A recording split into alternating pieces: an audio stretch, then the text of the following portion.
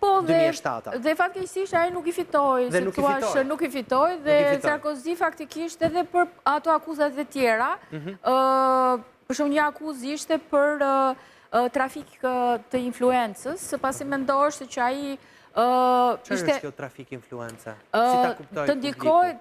Trafiku i influencës është që të ndikosh te organet të caktuara vendimmarrëse për të marrë këtë vendim në vend të një tjetri.